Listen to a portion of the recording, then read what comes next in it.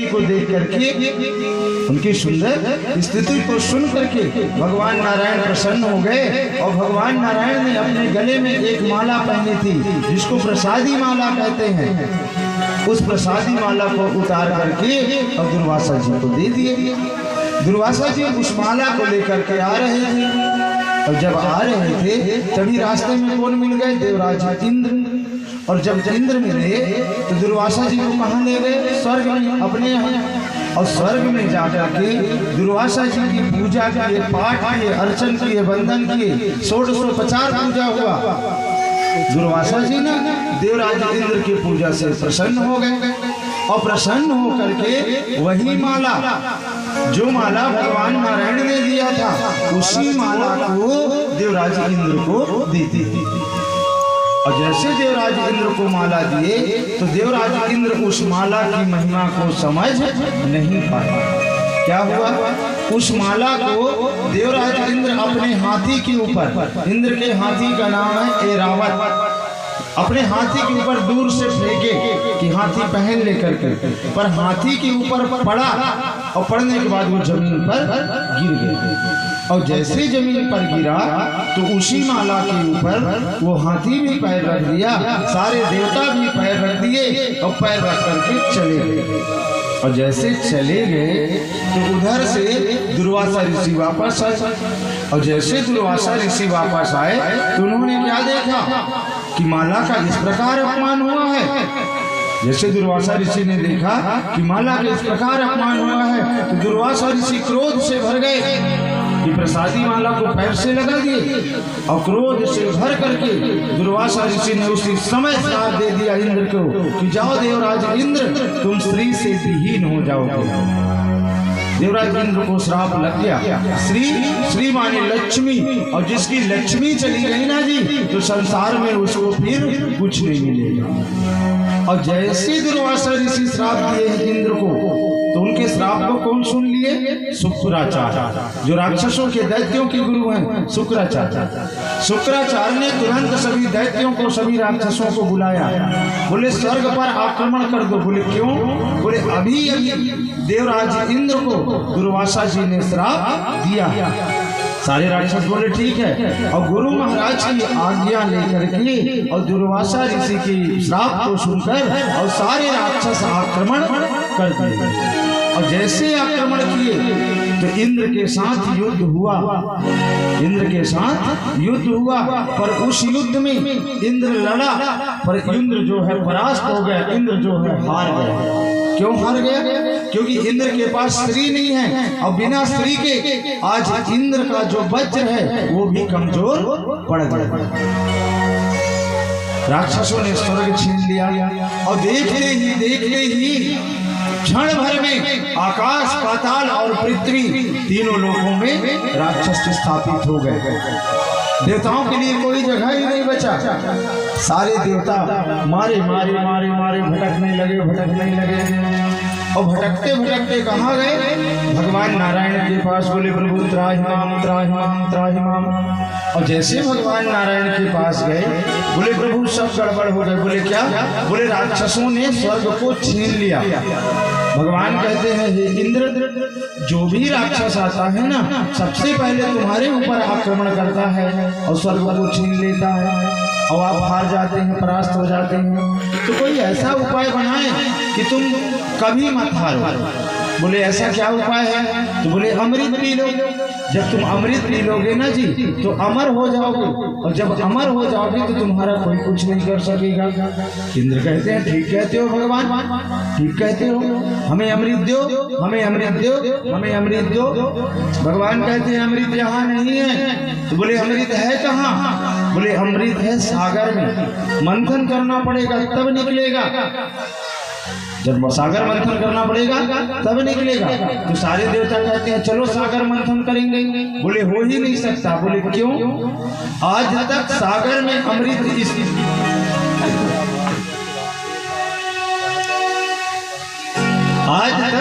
सागर में अमृत इसीलिए बचा है क्योंकि अमृत तभी निकलेगा जब देवता और दानव एक साथ होकर मंथन करेंगे। यदि देवता के बस की बात होती तो देवता कब के निकाल लेते, यदि दानवों के बस की बात होती तो दानव भी कब के निकाल लेते। अमृत तो इसलिए बचा है कि देवता दानव एक हो रहे हैं, हो नहीं रहे हैं, सागर मंथन हो नहीं रहा है और अमृत बचा हुआ पड़ा है।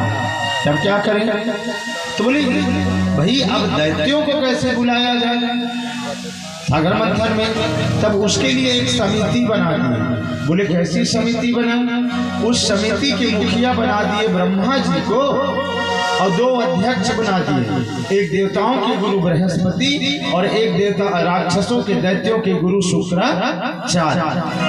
अब सुन लीजिए, हम बुलाएंगे तब तो दैत्य नहीं आएंगे, पर जब गुरु महाराज बुलाएंगे शुक्राचार्य तब तो आना पड़ेगा ना।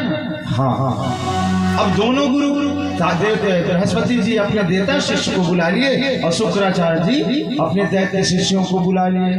अब सारे शिष्य आ गए, सभा शुरू हो गई कि भाई सागर मंथन करना है, तब सागर मंथन से जो अमृत निकलेगा उस अमृत को देवता और दानव दोनों को पीना है और अमर होना है। सभी कोई तैयार हो गए, बोले ठीक है चलो सागर मंथन करते हैं। भाई सागर मंथन करना है, अब कोई मथानी तो नहीं है, कोई लकड़ी के मथानी में सागर मंथन हो जाएगा जी नहीं। तो बोले मंथन के लिए मथानी किसको बनाना है? तो भगवान ने कहा मंथन के लिए मथानी बनाना है मंदराचल पहाड़ को, मंदराचल पर्वत को।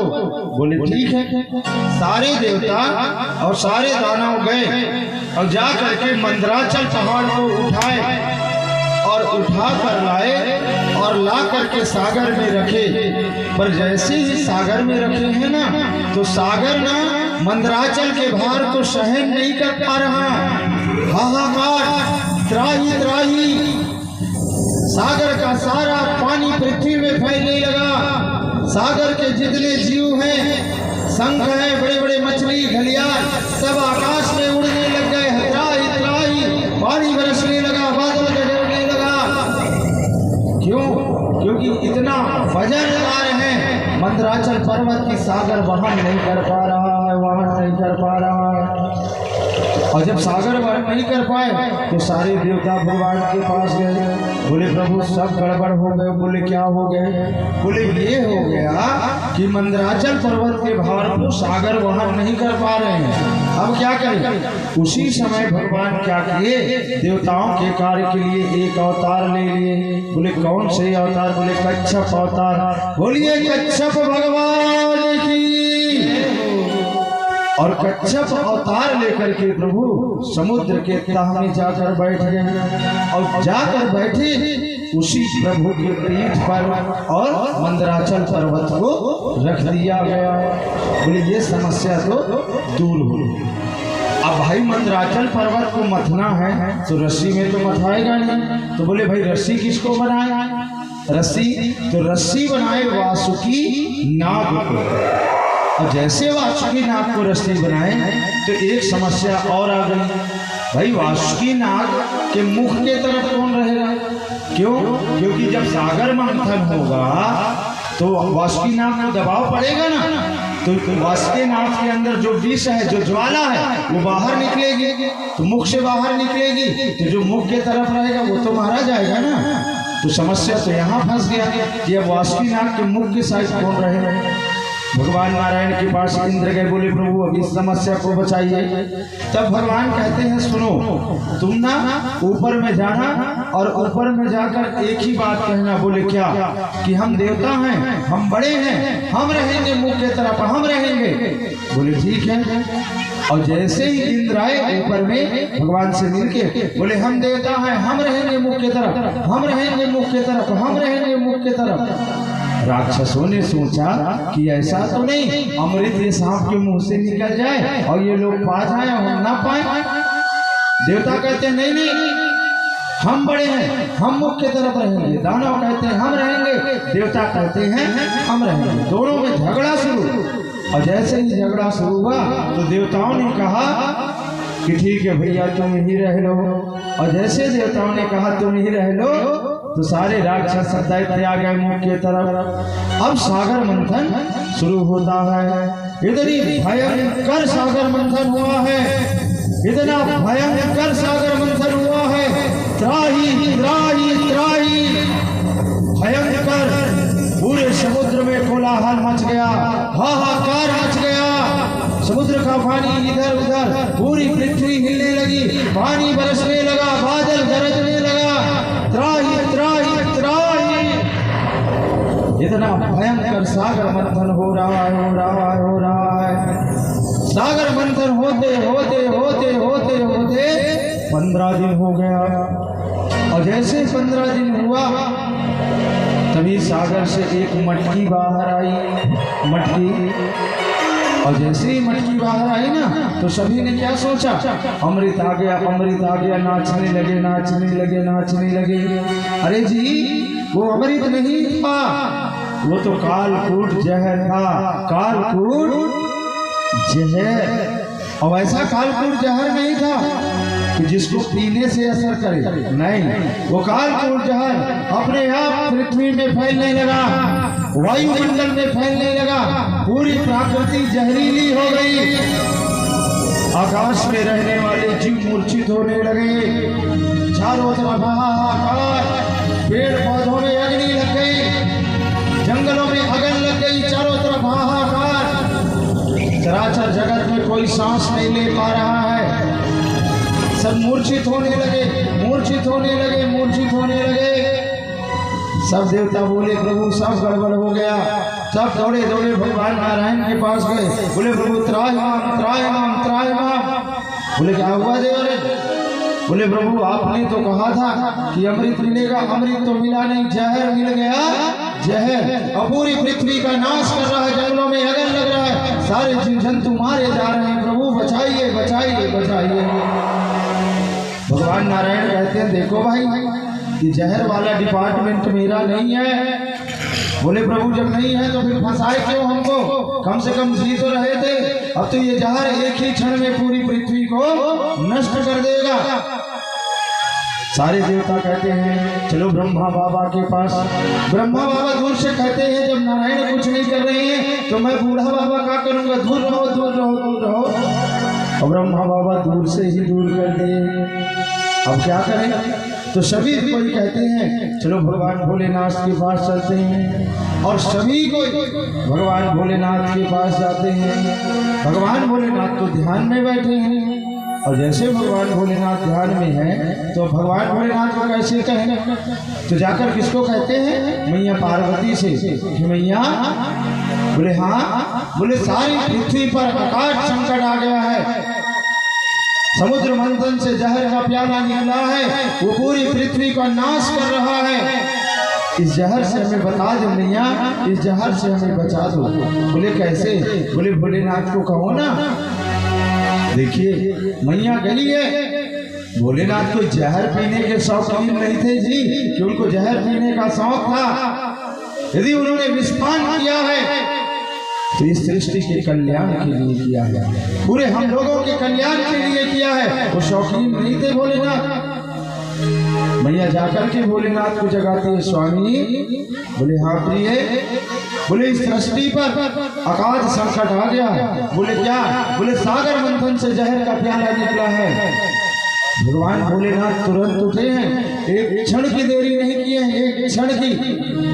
और जैसे ही तुरंत भगवान भोलेनाथ गए हैं ना जी और जाने लगे ना, उसी समय पार्वती मैया ऐसे हाथ को पकड़ लिया। बोले प्रभु जा तो रहे हो विस्पान करने, नारायण जा तो रहे हो विस्पान करने, मान लीजिए जहर पीने से आपको कुछ हो गया तो मैं क्या करूंगी? जहर पीने से आपको कुछ हो गया तो मैं क्या करूंगी प्रभु?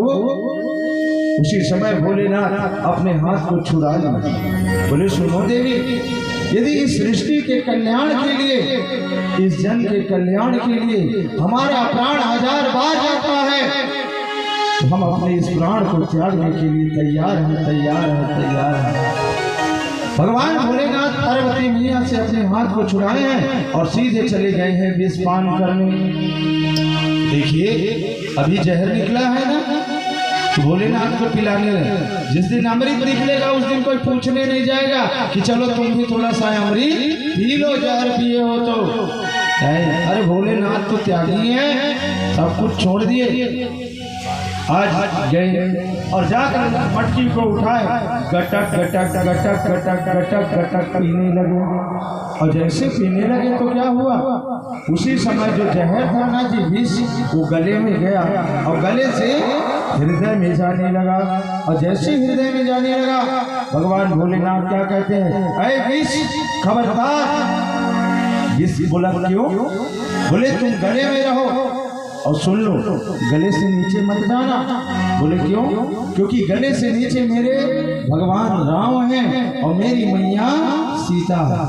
और यदि मेरे हृदय में गए और मेरे मैया सीता को और मेरे प्रभु राम को इतना भी जलन हो गया, इतना भी जलन हो गया, तो मैं भोले शंकर प्रण करता हूँ कि इस सृष्टि से मैं जहर को मिटा करके समाप्त कर दूंगा। मैं प्रण करता हूँ। वो जहर भी मारे डर के गले से नीचे नहीं गया और भगवान का पूरा गला नीला हो गया। वहीं पर भगवान का एक नाम और पड़ गया। बोले क्या? बोले नीलकंठ। बोलिए नीलकंठ भगवान की हो। और अब इसके बाद सागर मंथन फिर शुरू हुआ। और जैसे ही सागर मंथन शुरू हुआ तो कामधेनु गैया निकली। उस कामधेनु गैया को ऋषियों को दान दे दी। देखिए, कामधेनु गाय क्या है? लक्ष्मी मैया की बड़ी बहन है, ध्यान रखना। क्योंकि कामधेनु मैया दिन में सुबह सागर मंथन से प्रकट हुई है और लक्ष्मी मैया रात में प्रकट हुई है। तो दीपावली में हम लक्ष्मी मैया की तो बहुत पूजा करते हैं, पर कामधेनु की पूजा नहीं करते, गैया की पूजा नहीं करते। तो सुन लो, यदि तुम लक्ष्मी की पूजा करते हो ना तो केवल लक्ष्मी की पूजा होती है, पर यदि गैया की पूजा कर लोगे ना तो गैया के शरीर में तो 33 कोटि देवी देवता होता है, तो 33 करोड़ देवी देवता की पूजा हो जाती है। सुन लो, तो जब छोटी बहन लक्ष्मी से, लक्ष्मी छोटी बहन है गैया की छोटी बहन, तो जब लक्ष्मी की तुम इतना कामना करते हो तो गैया मैया तो बड़ी बहन है ना, वो तो तुमको और अधिक देंगे और ज्यादा देंगे। इसलिए लक्ष्मी मैया से भी यदि ज्यादा पूजा किसी की करना है तो गैया मैया की करो। और यदि गैया मैया खुश हो गए ना तो ना जाने कितने लक्ष्मी एक साथ आपके ऊपर खुश होंगे, क्योंकि गैया मैया दिन में आई है। इसीलिए गौ माता की पूजा करनी चाहिए। इसके बाद चंद्रमा निकला है, इसके बाद कई कई प्रकार के रत्न निकले हैं, फिर इसके बाद कई अप्सराएं निकले हैं, और इसके बाद जिनका हम सबको आवश्यकता है, जिन्हें सब कोई को चाहिए, क्या? लक्ष्मी। कल बोला था ना, मैं कल बोला था जिनको लक्ष्मी लेना है वो यहाँ जरूर आएंगे। अभी सागर मंथन हो रहा है, अभी सागर मंथन से लक्ष्मी मैया प्रकट होंगी। देखिए, हाथ जोड़कर प्रार्थना करिएगा, हे माता रानी आप सागर मंथन से प्रकट हुई हैं, आप सीधा हमारे घर को चलिए। तो जिनकी श्रद्धा सच्ची होगी लक्ष्मी मैया सदा सदा उसके निवास पर जाएंगी। तो आइए, बोलिए महालक्ष्मी मैया की। कब विवाह किनसे हो? सबसे बड़ी बात तो ये हो गई ना। तब लक्ष्मी मैया क्या कहती है मालूम है? जो सब प्रकार से मंगल होंगे मैं उसी के साथ विवाह करूंगा, जो सब प्रकार से मंगल होंगे। तो इस संसार में यदि सब प्रकार से कोई मंगल है तो केवल भगवान विष्णु, बाकी कोई नहीं। कि मंगलम भगवान विष्णु मंगलम गरुड़ध्वज मंगलम पुंडरीकाक्ष मंगलायतनम हरि। सब प्रकार से मंगल यदि कोई थे तो भगवान विष्णु थे, और इसीलिए भगवान विष्णु के साथ मैया लक्ष्मी का विवाह हुआ, लक्ष्मी नारायण बन गए। बोलिए लक्ष्मी नारायण भगवान की। और जैसे लक्ष्मी मैया के बाद फिर सागर मंथन शुरू हुआ, और जैसे सागर मंथन शुरू हुआ तो स्वयं धन्वंतरी भगवान, धन्वंतरी जी हाथ में अमृत कलश लिए और अमृत कलश लेकर के प्रकट हो गए। बोलिए धन्वंतरी महाराज की जय हो। और जैसे ही धन्वंतरी महाराज लेकर प्रकट हुए, सारे देवता नाचने लगे, अमृत आ गया, अमृत आ गया, अमृत आ गया।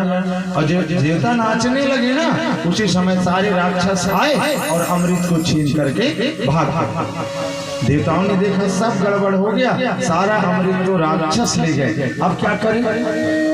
तभी सारे देवता दौड़े दौड़े भगवान के पास गए, बोले प्रभु सब गड़बड़। बोले क्या, अमृत राक्षस ले गए। भगवान नारायण ने सोचा अभी तो राक्षस अमृत नहीं पिए, तब देवताओं को रहने नहीं देते, और यदि अमृत पी लिए तब तो इस संसार में दैत्य ही दैत्य रहेंगे और दूसरा कोई नहीं रहेगा।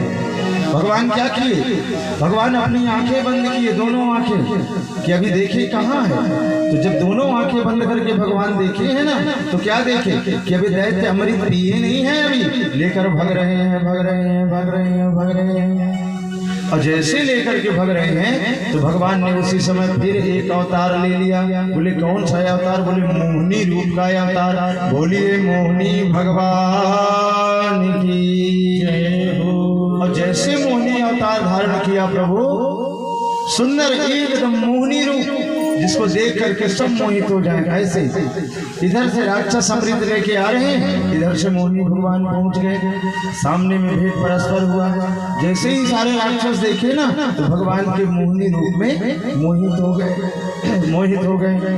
राक्षस पूछते हैं तुम कौन हो देवी, तो देवी पूछती है तुम कौन हो, तो बोले हम दैत्य हैं, हमने अमृत मंथन से, अमृत सागर मंथन से अमृत पाया है, ये लेकर के जा रहे हैं, हम अमृत पान करेंगे। तभी मोहिनी भगवान कहते हैं क्या तुमने अकेले सागर मंथन किया, बोले नहीं देवताओं के साथ। तो तुम अकेले, बोले हम बड़े हैं। दैत्य बोले हम बड़े हैं, हम पिएंगे, हमसे बचेगा तब हम देंगे। इतने में सारे देवता भी वहां पहुंच गए। देवता कहते हैं पहले हम पिएंगे, दानव कहते हैं पहले हम पिएंगे। अब देवता और दानव दोनों में झगड़ा शुरू हो गया। उसी समय क्या हुआ, जैसे झगड़ा शुरू हुआ उसी समय राक्षसों में एक मुखिया था जिसका नाम था सर्वभानु, उसको बुलाया। अब बुला करके मैया क्या कहती है, इधर आओ, देखो इस अमृत के घड़ा को। वो देखने लगा तो बोले देखो इसमें ना अमृत अमृत नीचे बैठा है और पानी पानी ऊपर है। तो ऐसा करें पहले इन देवताओं को पानी पानी पी के भगा देते हैं और उसके बाद सारा अमृत तुमको पिला देंगे। देवता तो मोहित थे, बोले हाँ हाँ ठीक कहते हो। अब सारे देवता लाइन से खड़े हो गए कतार से, और जैसे खड़े हो गए हमारे मोहिनी भगवान अमृत पिलाने लगे, पिलाने लगे, पिलाने लगे। और जब अमृत पिलाने लगे तभी वो सर्वभानु देखा। सर्वभानु क्या देखा कि अमृत खत्म हो रहा है, समाप्त हो रहा है। तो वो क्या किया, वही सर्वभानु देवता का रूप बनाया और जा करके चंद्रमा के बगल में खड़ा हो गया। और मोहिनी भगवान अमृत पिलाते पिलाते उस सर्वभानु को भी पिला दिए। और जैसे ही पिलाए हैं तो भगवान चंद्रमा बता दिया प्रभु ये तो राक्षस है। और जैसे प्रभु को बताया राक्षस है ना, उसी समय भगवान ने सुदर्शन चक्र से उसके गले को खंडन कर दिया। जैसे बताया राक्षस है, उसी समय चक्र से उसके गले को खंडन। क्यों खंडन किए, अमृत तब असर करेगा जब गले से नीचे जाएगा, यदि ऊपर में रहेगा तो असर नहीं करेगा। तो शायद अमृत नीचे ना गया हो, इसलिए भगवान चक्र से उस राक्षस के गले को काट दिया। और जैसे ही काटे तब तक अमृत जो है गले के नीचे चला गया था।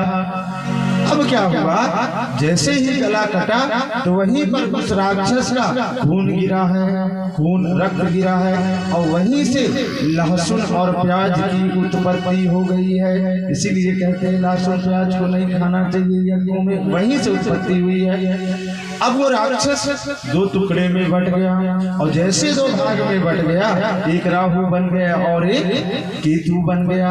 देखिए एक राक्षस धोखे से अमृत पिया है तो आज भी चंद्रमा और सूरज को ग्रहण लगा रहा है। और मान लो सारे राक्षस पी लिए होते तो क्या होता। हमारे प्रभु ने इस प्रकार सारे देवताओं को अमृत पिला दिया। और जैसे ही सारे देवता अमृत पी लिए तो अमृत पीते ही अभिमानी हो गए। क्यों अभिमानी, कि अब हम अमृत पी लिए हैं, हम अमर हो गए, अब कोई भी हमारा बाल बांका नहीं कर सकता। अब हम अमृत पी लिए, अब हमारा कोई बाल बांका नहीं कर सकता। अभिमानी। और जैसे अभिमानी हुए ना जैसे अभिमानी हुए हैं सारे देवता, तो अब वो तो भगवान को भजना ही बंद कर दिए। देवराज इंद्र क्या करते थे, अप्सराओं को बुलाते थे और बस नचाते थे और मदपान करते थे, सूरपान करते थे और स्वर्ग में पड़े हैं पड़े हैं पड़े हैं पड़े हैं। बहुत दिन तक ये चलता रहा और जब बहुत दिन हो गया तभी क्या हुआ, कल हमने प्रहलाद की कथा बताई थी।